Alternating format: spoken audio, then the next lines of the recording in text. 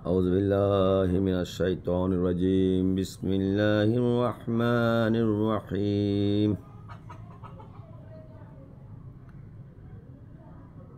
قل هو الله أحد الله الصمد لم يلد ولم يولد ولم يكن له كفوا أحد صدق الله المولانا العلي العظيم ওয়াসাদাকাল্লাহু রাসূলুল কারীম। আমি হাত জোর করে ক্ষমা চেয়ে নিচ্ছি যারা পাক পাঞ্জাতনের অনুসারী তাদের নিকট আমি ব্যস্ততার কারণে এবং আরও অন্যান্য কিছু কারণবশত আপনাদের নিকট 18 জিলহজ গাদিরে খুমের ব্যাপারে আলোচনা করতে পারিনি। এজন্য আমি পাক পাঞ্জাতনের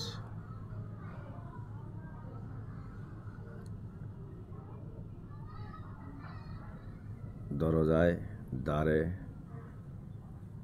আমি অধম রফিক মা ফাতেমার পবিত্র চরণের ধুলায় ক্ষমা চেয়ে নিচ্ছি। মাগো আমায় ক্ষমা করে দিও।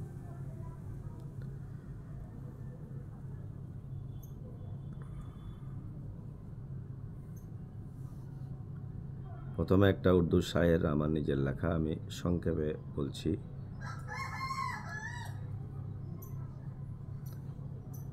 हरदम अली अली हरदम अली अली, काबा दिल में है आँखों में है मदीना, काबा मेरे दिल में है आँखों में है मदीना, मेरी रूह की सदा कहती है हरदम अली अली। दयाल नबीजी मौला आली के আল্লাহ রাব্বুল আলামিনের নিকট থেকে চেয়েছিলেন তার সাহায্যকারী হিসাবে। বক্তব্য অনেক দীর্ঘায়িত করব না, আমি সংক্ষেপে বলবো, কারণ গাদিরে খুমের ঘটনা বলতে গেলে বছর লেগে যাবে। তবে 10-15 মিনিটে যা বলতে পারি আপনাদের নিকট বলে দেব সার সংক্ষেপে। যাই হোক, 18 জিলহজ ইসলামের ইতিহাসে অতীব গুরুত্বপূর্ণ একটি দিবস, যেটি আমরা মুসলমানেরা ভুলে গেছি বলতে গেলে, ভুলতে বসেছি বললে ভুল হবে, ভুলেই বসেছি। আমরা যদি হাদিসের সাকলাইন মুখস্থ রাখতাম, হাদিসের সাকলাইন আমাদের হৃদয়ে থাকতো, তাহলে আজকে 72, 73, 76, আমার মনে হয় আমাদের চট্টগ্রামে একলাই মনে হয় 176টা ওই ফেরকা রয়েছে। আমি দেখেছি অনেকে ওই এতটুকু মাসলা বুঝে না যে ভাই আল্লাহ বলছে চন্দ্র দেখে ঈদ পালন করো, চন্দ্র দেখে ঈদুল আজহা ফিতর পালন করে রোজা রাখো। এই আহামকের দলেরা দেখেন সৌদি আরবের চন্দ্র উঠছে, এখানে বসে ওরা ঈদের জামাত করে। এই আসলে এদের হৃদয় তো প্রকৃত যেটা আনা মাদিনাতুল ইলম আলিউন বাবুহা, এটা তোদের হৃদয়ে নাই। রাসূল পাক সাল্লাল্লাহু আলাইহি ওয়াসাল্লাম স্পষ্ট ভাষায় বলে গেছেন, আমি ইলমের দরজা আলী, আমি ইলমের শহর, আলী তার দরজা। তো তোমরা তো আলীর দরজা দিয়ে প্রবেশ করো নাই, তো তোমাদের ইলম থাকবে কোত্থেকে? এই আহাম্মকের দল, তোমাদের ইলম থাকবে কোত্থেকে? তোমাদের এই জন্য তো সৌদি আরবের চন্দ্র উদয় তোমরা এখানে না, এখানে তোমরা রোজা রাখো। সৌদি আরবের চন্দ্র উদয় এখানে তোমরা এই ঈদ পালন, ঈদুল আজহা পালন করো, ঈদুল ফিতর পালন করো। তো সৌদি আরবের সাথে যখন সব কিছু মিলে, সৌদি আরবের সাথে বাংলাদেশের 2 ঘন্টার তফাৎ আছে। তোমরা ইফতার করার সময় সৌদি আরবের সাথে ইফতার করিও, ইফতার কেন সৌদি আরবের সাথে করো না? আহাম্মকের দলেরা, হ্যাঁ, ইফতার করো না, তোমার রোজা হয়নি। দেখো সৌদি আরবে যখন সন্ধ্যা হয় তখন এখানে কয়টা বাজে? 2 ঘন্টা পার্থক্য। তোমার তো রোজাই হবে না, মিয়া ভাঙ্গা যাবে রোজা। হ্যাঁ, আহাম্মকের দলেরা মাওলা আলীর ছাইরা দিছ ইসলাম। হ্যাঁ, ইসলামকে কুলুবের ভিতরে লুঙ্গির ভিতরে হাত ঢুকে 40 কদম হাঁটো, শাশুড়ির সামনে শ্বশুরের সামনে বেয়াদবের দল। রসুল পাক সাল্লাল্লাহু আলাইহি ওয়াসাল্লাম কি বেয়াদবি শিখাইছে? ইসলাম কি পোশাকে? ইসলাম অন্তরে। ইসলামের প্রথম বাণী কি লা ইলাহা ইল্লাল্লাহ তুফলিহু, যে লা ইলাহা ইল্লাল্লাহ পড়লো সে একটা নিরাপদ বেষ্টনীতে চলে আসলো। তখন দাওয়াতের জুলুসেরা 40 জনকে দাওয়াত দেওয়া হলো, আত্মীয়দেরকে। মাওলা আলী সেখানে ছিলেন। রসুল পাক সাল্লাল্লাহু আলাইহি ওয়াসাল্লাম হযরত আবু তালেব আলাইহিস সালামকে বললেন, আমরা আবু তালেব আলাইহিস সালাম বললে আপনাদের কিরকিরি মারে, হ্যাঁ? আপনাদের সন্তানকে ব্রাহ্মণ দিয়ে বিবাহ করান, ভালো আলেম কেন খুঁজেন? একটা ব্রাহ্মণ দিয়ে পড়ান না? না ভাই, একটা মুসলমান দিয়ে যদি বলা ভালো একটা আলেম দিয়ে যদি বিবাহ না পড়াই তাহলে তো বিবাহ হবে না, ওখান থেকে সন্তান যেগুলো হবে জারজ হবে। তাহলে দয়াল নবীজির বিবাহকে পড়েছিল, ইতিহাস হাতে নেন। দয়াল নবীজির বিবাহ হযরত আবু তালেব আলাইহিস সালাম রাদিয়াল্লাহু তাআলা বলতে পারবেন না, আলাইহিস সালাম বলতে হবে। কারণ আল্লাহ বলছেন, হে রাসূল, তুমি যখন এতিম ছিলে আমি তোমাকে আমার কোল দান করেছি। আমার কোল কার কোল? এটা হযরত আবু তালেবের কোল। যখন হযরত আবু তালেব এবং বিবি খাদিজাতুল কুবরা উম্মাতুল মুমিনিন, আমার প্রাণ কলজার মা, যখন একই বছরে তারা বিদায় নিলেন, তখন আমার দয়াল নবী সেই বছরকে কন্দনের বছর বললেন। হ্যাঁ, যাকে দয়াল নবীজি সম্মান করছেন, আপনাদের কেন এত কিরকিরি মারে? হ্যাঁ, আমার থেকে আমি সব প্রমাণ দিব, আমার থেকে প্রমাণ নেবেন, আমি এখানে প্রমাণ দিতে পারবো না। আর যার মনে কোনো প্রশ্ন থাকবে আমাকে বলবেন। আপনাদের বুখারী, তিরমিজি, বায়াকি, নাসাই, যে এত খাসাই মাসাই আছে, আমার থেকে নেবেন, আমি উত্তর দিব আপনাদেরকে। 10 হিজরি 18 জিলহজ ইসলামের ইতিহাসে একটি অতীব গুরুত্বপূর্ণ দিবস, যা আমরা আজকে ভুলতে বসেছি এবং ভুলে গিয়েছি। দয়াল নবীজি যখন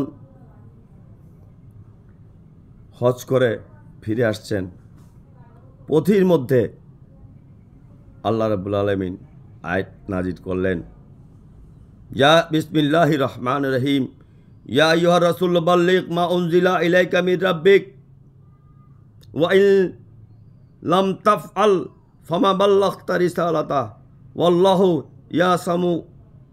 ইয়াসামুনাকা মিনান নাস ইন্নাল্লাহা লা ইয়াহদিল কওমিল কাফিরিন। অর্থাৎ, হে রাসূল, পৌঁছে দিন ওই বিষয়টি যা আপনার রবের পক্ষ থেকে আপনার প্রতি নাজিল হয়েছে, অবতীর্ণ হয়েছে। আপনি যদি তা না করেন তাহলে আপনি তার রিসালাতের কোনো কিছুই পৌঁছালেন না। দেখেন কত বড় কথা। দয়াল নবীজি যদি এই আয়াতটি সকলের সামনে বর্ণনা না করেন তাহলে তিনি তার রিসালাতের কোনো কর্মই আঞ্জাম দিলেন না। আর আল্লাহ দেখেন, দয়াল নবীজিকে আবার বলে দিচ্ছেন যে কি, আর ভয়ের কোনো কারণ নেই, আল্লাহ আপনাকে মানুষের অনিষ্ট থেকে রক্ষা করবেন। নিশ্চয়ই আল্লাহ কাফের সম্প্রদায়কে হেদায়েত করেন না। সূরা মায়দা আয়াত 67, দয়া করে দেখে নেবেন। সব কিছু ভুল খুঁজেন, 250 বছর পরে হাদিস পাইছেন, ওই হাদিস নিয়ে আমি ঘাটাঘাটি করেন। কোরআনে কি বলছে আপনারা দেখেন না? আল্লামা শিবলি নোমানী তার বইয়ে এই আলোচনা সম্পূর্ণ করেছেন এবং তিনি এই ব্যাপারে সম্পূর্ণভাবে বলে গেছেন। আপনি বিশ্বের যত বড় বড় তাফসিরে কোরআন কারো কাছে, সবার কাছে আপনি শুনুন। আমি এটা সংক্ষিপ্ত আকারে বলছি যে কারণ এত বড় ভিডিও আমি লোড করতে পারবো না। তো আমাদেরকে বুঝতে হবে, আমরা আলেমদের কথায় নাচি, যে আলেমরা নিজেরাই জান্নাতে যাবে কিনা সন্দেহ আছে। কারণ পাক পাঞ্জাতনের ভালোবাসা ছাড়া জান্নাতে যাওয়া যাবে না। প্রিয় বন্ধুরা, আমাদেরকে অবশ্যই বুঝতে হবে। আজকে যারা শাহ আব্দুল হক মুহাদ্দিস দেহলভী রহমতুল্লাহ আলাইহির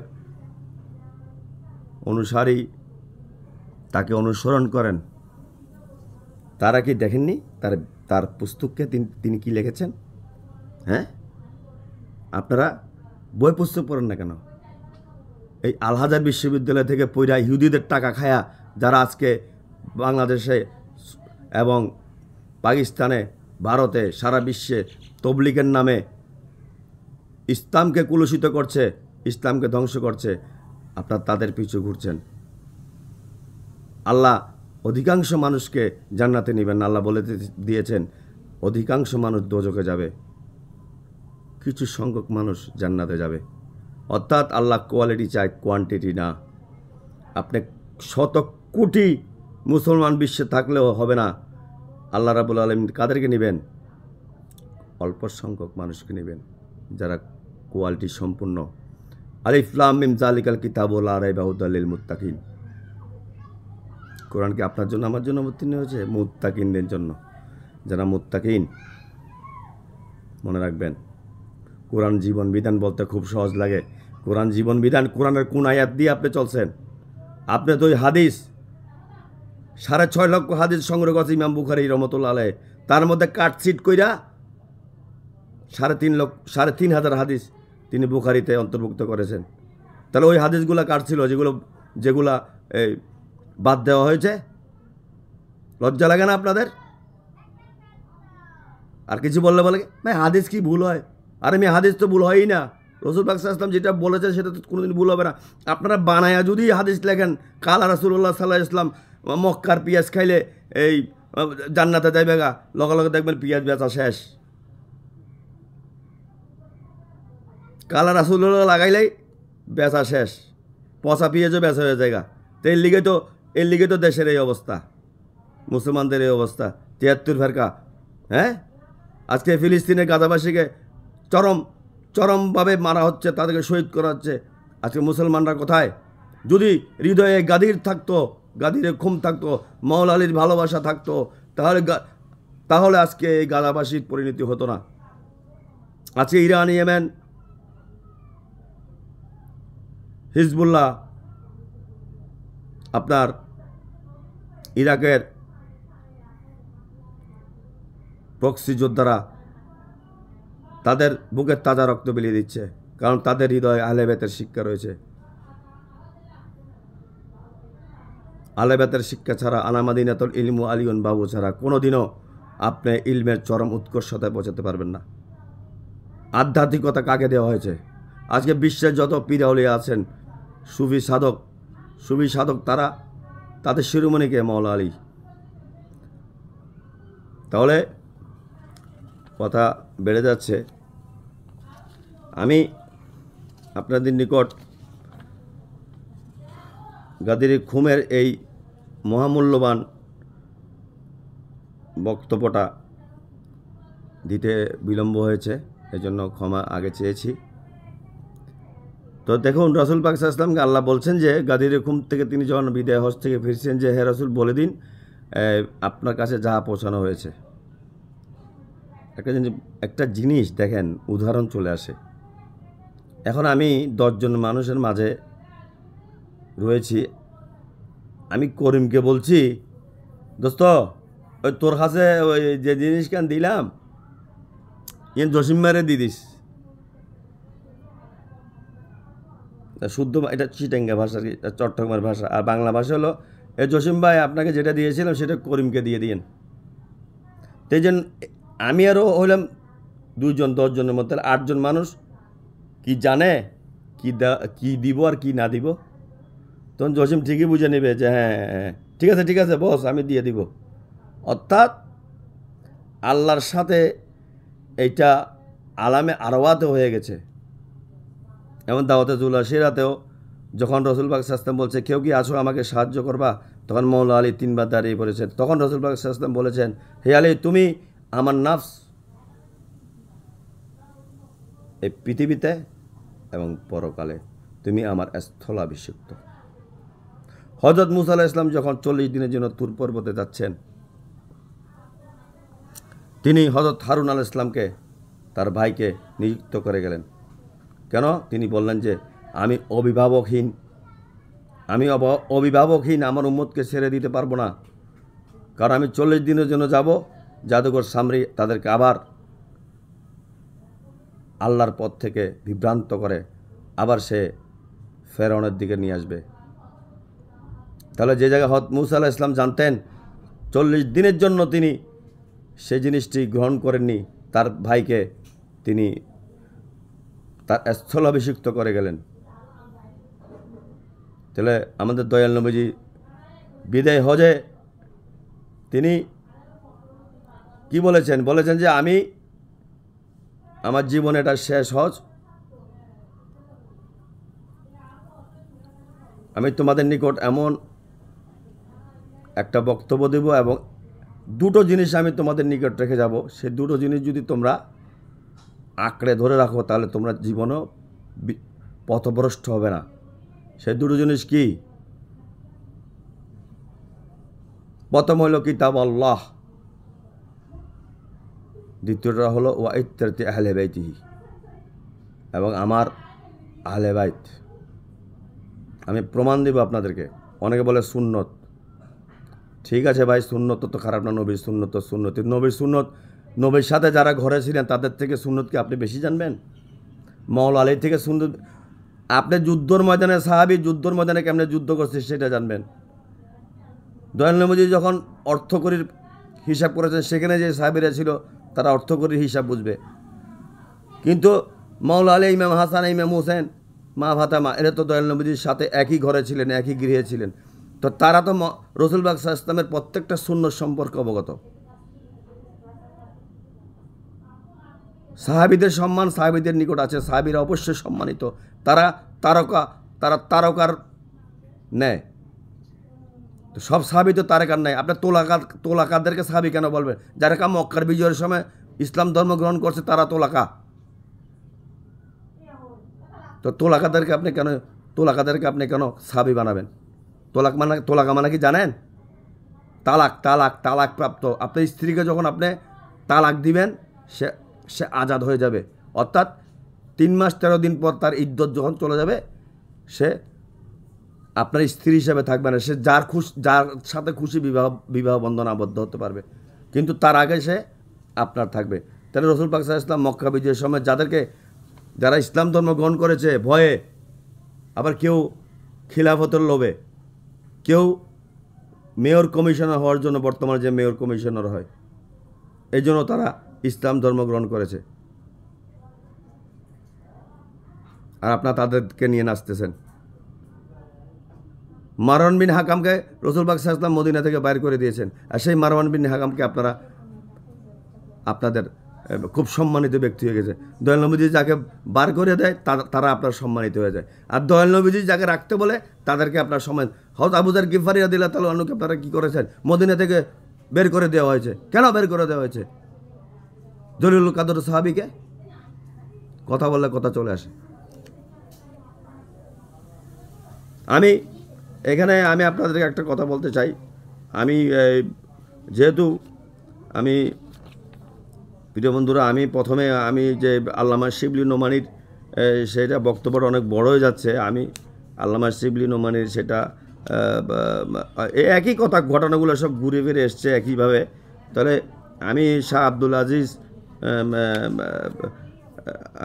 সেটা ওই শাহ আব্দুল আজিজের এই জিনিসটা যেটা আছে ওটা আমি, কারণ ওনার অনেকজন ওনার ভক্ত বেশি যেহেতু, তো আমি ওনারটাই আপনাদের নিকট আমি বর্ণনা করব। তো আমাদেরকে আসল ইসলাম খুঁজে নিতে হবে। আসল ইসলামে সে গাদিরে খুম। তাহলে আমি আপনাদেরকে বলছিলাম যে যদি হযরত মূসা নবী যদি তার অভিভাবক নিযুক্ত করে যান মাত্র 40 দিনের জন্য, তো দয়াল নবী যদি বলছেন আমি আমার জীবনের এটা শেষ হজ, আমি আর আসব না, আল্লাহ আমাকে ডেকেছেন, তাহলে উনি অভিভাবক শূন্য কিভাবে আমাদেরকে রেখে যাবেন? উনি কি অভিভাবক নিয়োগ করে যাননি? তা আমরা অভিভাবক চিনে নিতে পারিনি, কারণ আমাদের মধ্যে হিংসা বিদ্বেষ মাওলা আলীর প্রতি, আহলে বাইতের প্রতি, রসুলের আহলে বাইতের প্রতি হিংসা বিদ্বেষ। যদি এটা অনেক বড় বক্তব্য, আমি এটা একসাথে বলা যাবে না। মৌলানা শাহ আব্দুল মুহাদ্দিস দেহলভী কী বলেছেন রহমতুল্লাহ আলাইহ, তার মাদারেজুন নাবুয়াতে বলেছেন, সেই কিতাব উক্ত করেছেন কি, হজরত সরওয়ারে কায়নাত ফকরে মওজুদাত খাতামুল আম্বিয়া হজরত মুহাম্মদ সাল্লাল্লাহু আলাইহি ওয়াসাল্লাম হজ সমাপনাস্তে ফেরার পথে গাদিরে খুমুক নামক স্থানে যখন উপস্থিত হলেন, তখন সবাইকে সমবেত করে আহ্বান করলেন, আলাস্তুম তা'লামুনা আওলা বিল মুমিনিনা মিন আনফুসিহিম, অর্থাৎ তোমরা কি জানো না যে মুমিনদের কাছে, মুমিনদের স্বীয় ব্যক্তি সত্তার চেয়েও আমার অধিকার বেশি, যেমনটি পবিত্র কোরআনের সূরা আহজাবের 6 নং আয়াতে বলা হয়েছে। কি বলা হয়েছে? আন-নাবিয়্যু আওলা বিল মুমিনিনা মিন আনফুসিহিম, অর্থাৎ নবী মুমিনদের কাছে তাদের নিজেদের সত্তার চেয়ে তার অধিকার অধিকতর। আপনার আর আমার সত্তা অধিকতর না, নবীর সত্তা অধিকতর। নবীকে মানতে, রসুল পাক সাল্লাল্লাহু আলাইহি ওয়াসাল্লাম যাহা বলেছেন তা আমাদেরকে মানতে হবে। আপনি ওই প্রত্যাখ্যান করে, দলবাজি করে, গ্রুপবাজি করে, প্রত্যাখ্যান করে 73টা ফেরকা সৃষ্টি করছেন, এটা আল্লাহর কাছে প্রযোজ্য হবে না। অপর এক বর্ণনায় এসেছে যে রসুল পাক সাল্লাল্লাহু আলাইহি ওয়াসাল্লাম উক্ত বাক্য 3 বার বলেছেন। উল্লেখ যে এর দ্বারা উদ্দেশ্য হলো এই যে আমি মুমিনদের প্রতি কোনো হুকুম করি না ওই বিষয় ব্যতীত যা দ্বারা তাদের দুনিয়া সংশোধন ও পরকালে নাজাত লাভ করে, আর এর মাধ্যমে তাদের রিপুর তাড়নার বিরুদ্ধে যা প্রতিনিয়ত তাদের অনিষ্টতা ফ্যাসাদের প্রতিষ্ঠি আকৃষ্ট করে।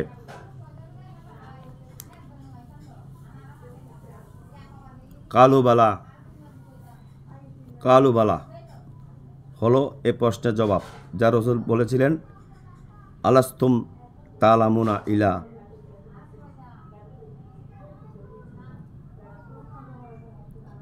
প্রিয় বন্ধুরা, আমি হয়তো একটু উচ্চ কণ্ঠে বলছি, কিছু মনে করবেন না।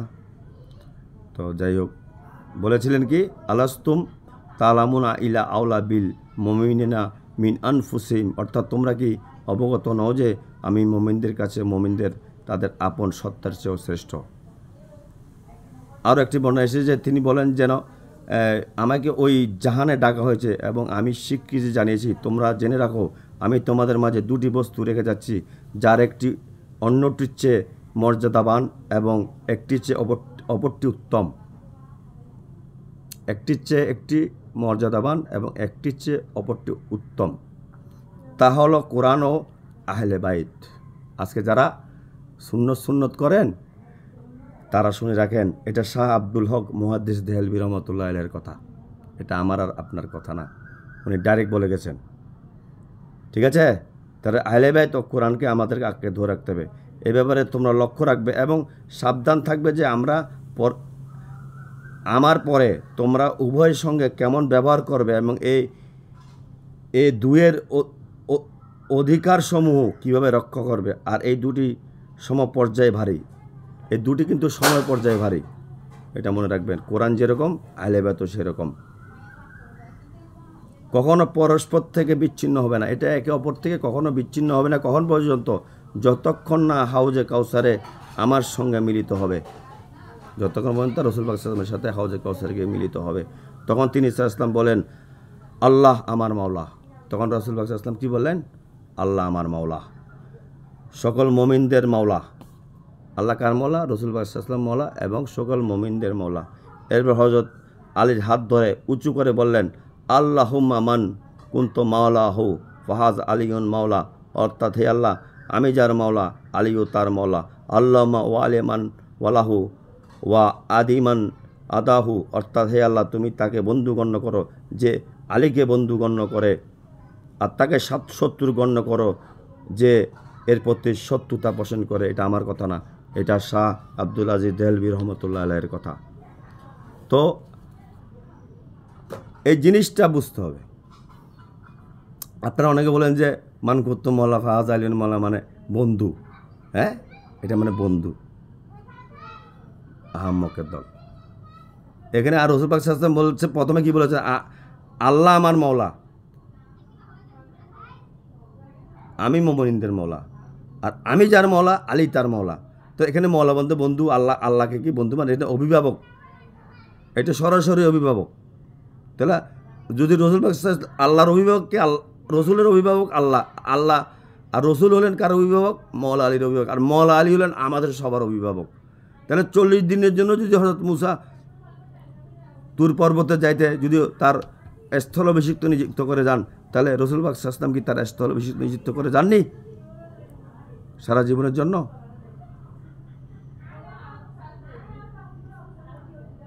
আমরা বড় বড় পাঞ্জাবি পরি, টাকনুর উপরে এই পায়জামা পরি, মিসওয়াক করি, আর লুঙ্গির ভিতরে হাত ঢোকায় শ্বশুর শাশুড়ির সামনে 40 কদম হাঁড়ি লাইরা লাইরা। নাউজুবিল্লাহ। নবী কি আমাদেরকে কি বেয়াদবি শিখাইছে? হ্যাঁ, এটা কি সুন্নত? যে সুন্নত, যে ফরজ রসুল হাসান দিয়ে গেছেন, সেটা নামাই না আমরা কি করতেছি? পোশাক আশাকে ইসলামকে নিয়ে আসছি। যখন রসুল পাক সাল্লাম, এটা অনেক বড় ঘটনা, যে উষ্ঠর মধ্যে এই সেই এগুলো আমি বলি নাই, কারণ এগুলো সবাই জানে।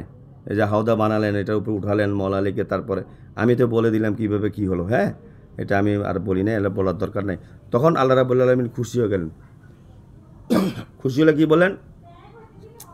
আল ইয়াউম আকমালতু লাকুম দীনাকুম ওয়া আতমামতু আলাইকুম নেমাতি ওয়া রাজিতু লাকুমুল ইসলামা দীনান।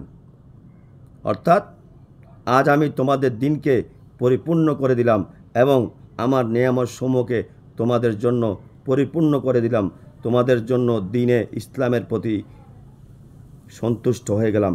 সূরা মায়েদা আয়াত নম্বর 3। আমার বক্তব্য আমি এখানে শেষ করব। তাহলে আল্লাহ যখন মওলা আলীকে অভিষেক করে দিলেন, রসুল পাক ইসলাম তার স্থল অভিষিক্ত নিযুক্ত করে দিলেন, তখনই দিন ইসলাম পরিপূর্ণ হয়ে গেল। এবং এইটা বলার পরে যে তার উপরে যে অনিষ্ট হবে, সেটার জন্য আল্লাহ রাব্বুল আলামিন বলে দিলেন যে আমি তোমাকে রক্ষা করব, তুমি এই বয়ানটা দিয়ে দাও। তখন তিনি এই বয়ানটা দিয়ে দিলেন। যাই হোক বন্ধুরা, ভিডিও অনেক বড়, আমি ইনশাল্লাহ আরেকদিন এই ব্যাপারে আরও আলোচনা করব। সবাই দোয়া করবেন।